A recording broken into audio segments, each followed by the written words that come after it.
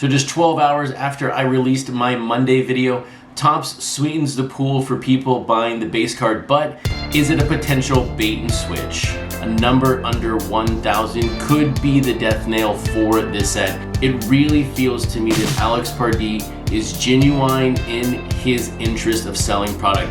There is no hustle aspect. There's no buy this, make a lot of money, or buy this, the set's gonna go up in the near future. And remember, you can win that Cabrian Hayes free for me by going back and watching that Monday video and putting your print run guess on that video itself. Every entry must be in by 10 a.m. tomorrow morning for a chance to win that card for free. But welcome to episode number 28. My name is Chris, otherwise I'm on Instagram and Twitter as @CRT_Sportscards. And if you want to visit the absolute best website for everything related to Project 70, that is my website, CRTSportscards.com. So let's get right to it. Let's talk about the cards that released over the past couple of days. We have seen a brand new player enter into the fray. Eddie Murray joined Project 70. He is now the 76th player in Project 70.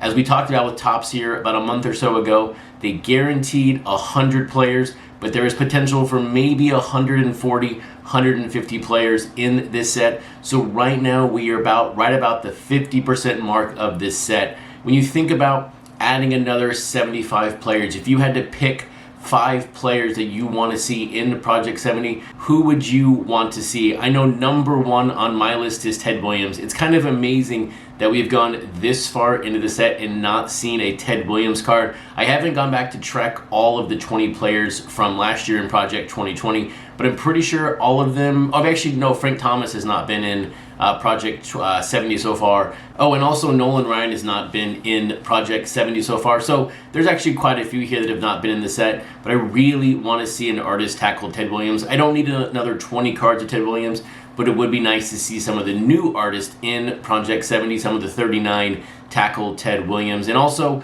I do want to see a T206 player. I would love to see Ty Cobb, Rube Waddell. I'd love to see Hal Chase, maybe even, Honus Wagner. I don't know if Topps can put those players in. I don't think copyrights exist, at least for the brands back in the day, but I don't know how the player licenses work when it comes to players that played over 100 years ago. So a big thing on my wish list right now is a T206 player, but we will see if that comes true.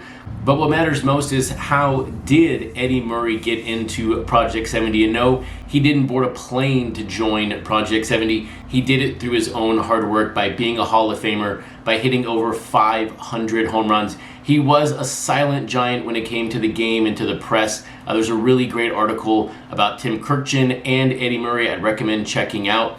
But here it is. This is Snoop Dogg, an artist that we don't know for sure if they're actually producing these cards or if Topps is just being able to use his name, and then Snoop Dogg is having other artists that he knows very well put out these pieces of artwork. That right now is the biggest mystery to me to this set. And look, collaboration and having brands do cards, that's nothing new to Project 70. There were multiple brands out there putting out cards under artists' different names, and they're giving people credit for it, just like the Soulfly card this week is done by Moat. I'm not sure how to say it exactly right, but on the Snoop Dogg, I just want some confirmation one way or the other.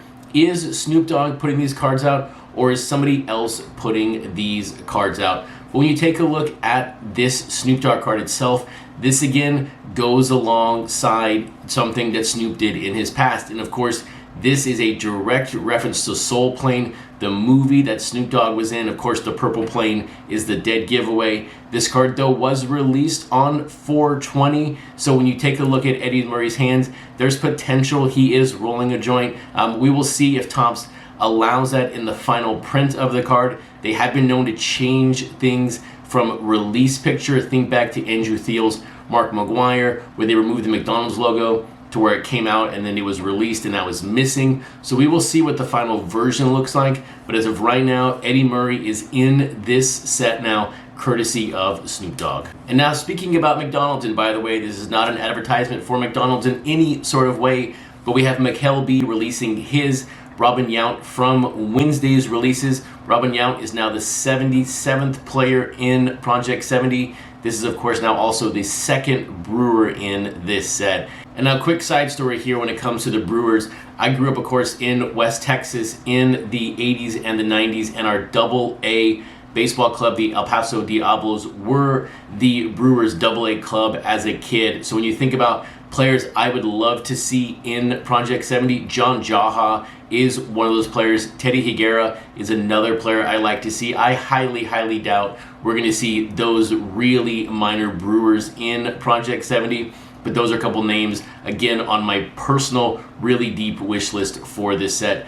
But when you think about McHale, when you think back to his Kershaw and his Ichiro, there was a real modern feel to these cards. And here again, with Robin Yount, we get a real modern feel. Why is there a yellow line across the front that looks like a McDonald's logo? I have not the slightest idea. There is not a clue or an explanation of why that line is on there from McHale B's Instagram post talking about this card. But this is his third release. It is really cool. I do like the smile that he picked.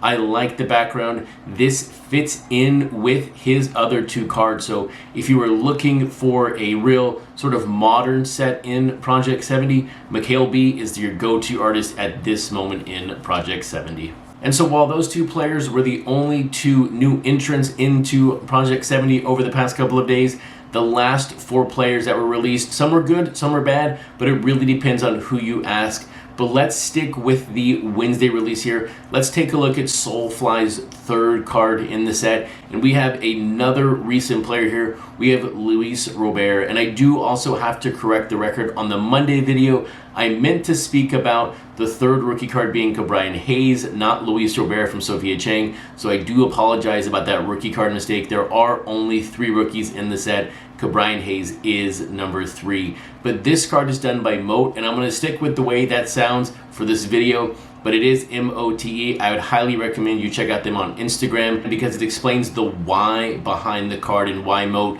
did the card in this style. So let's start with 2 things here. The color.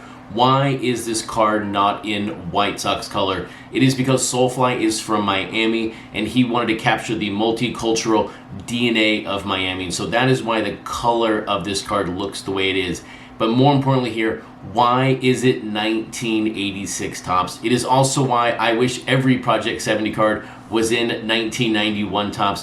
But 1986 is the very first set his uncle gave him as a child. So this goes right back to his childhood, being a collector and falling in love with sports cards. So this card for Mote is extremely meaningful, and this again is why I say this is an artist set, bar none. And so while the first 3 cards of the past couple of days were kind of maybe run-of-the-mill, not a lot of excitement around them specifically, when you take a look at the last 3 cards over the past couple of days, this is where the real action is and where the real fun begins. And let's start here in Atlanta.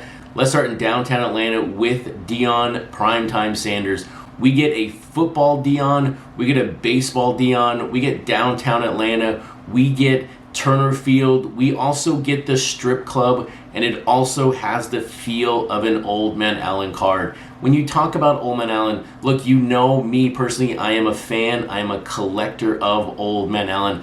I'm not going to try to sell you on this card. What I'm going to sell you on here is the fact that this represents Deion Sanders so perfectly. You have the 2-sport athlete in Atlanta. When I asked on my last video, what do you think, when you think about Deion, what team do you think about? A majority of the answers were Atlanta, whether that be the Braves or the Falcons, and he has both here on this card. So this card represents Deion, I think, absolutely perfectly. I'm not too sure about the strip club stories here and the falling dollar bills, but I think it's a really cool thing when you think about the wording on the building. It kind of looks like a strip club, and we have Deion right in the middle, the center of attention. Now moving away from downtown Atlanta, going all the way over to the West Coast here with San Diego. And this is going to be the card that may be Topps saving grace when it comes to the ever-lowering print runs on this set. Or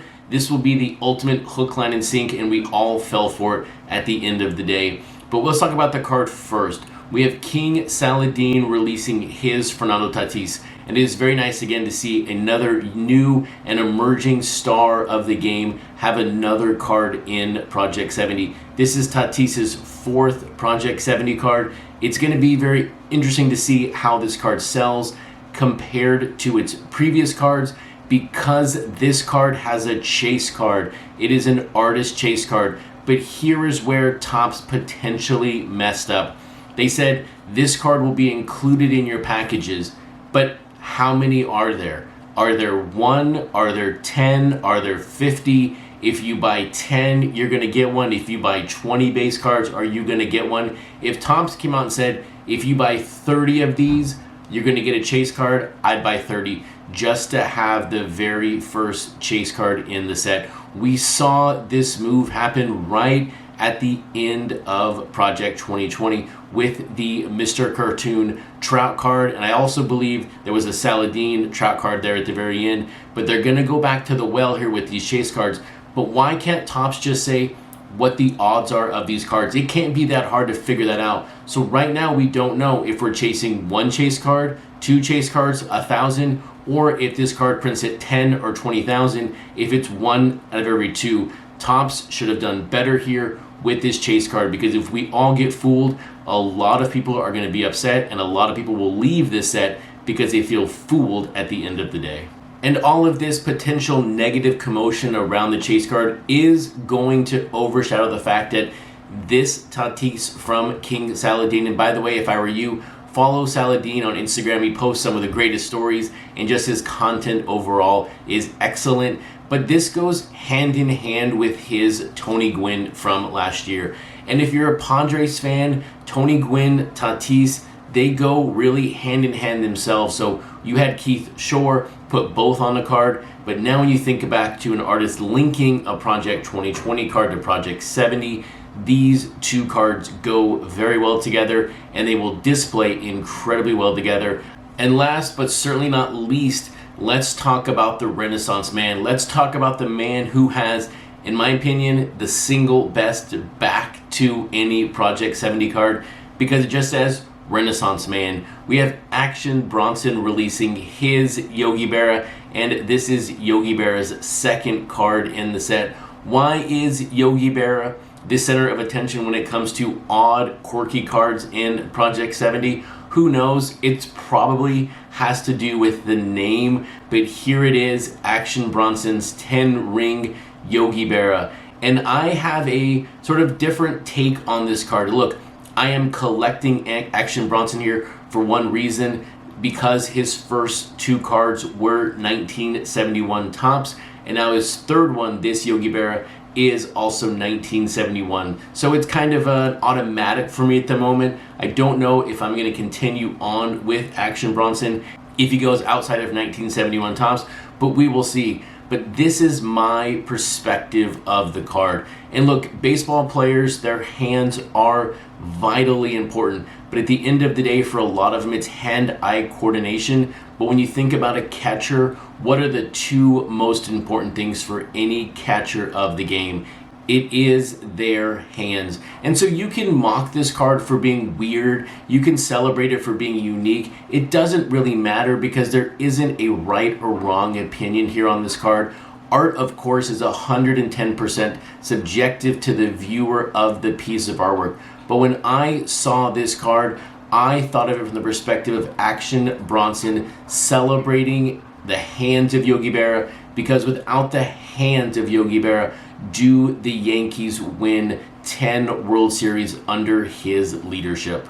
And that wouldn't be a Wednesday show or any Project 70 show without a free card giveaway. And of course, the Wednesday night giveaway is exclusive to everyone on my Discord server. Check us out, CRT Space Sportscards. There's also a link below in the description for the Discord server. But I'm going to be giving away the Mikhail B, Robin Yount for free. So the person on Discord in the episode channel that gets closest to the print run without going over will win this card for me. So best of luck getting the print run on this Mikhail B, and I hope everyone has a fantastic Wednesday night, and I'll see you back on Friday evening for episode number 29 of the Project 70 show.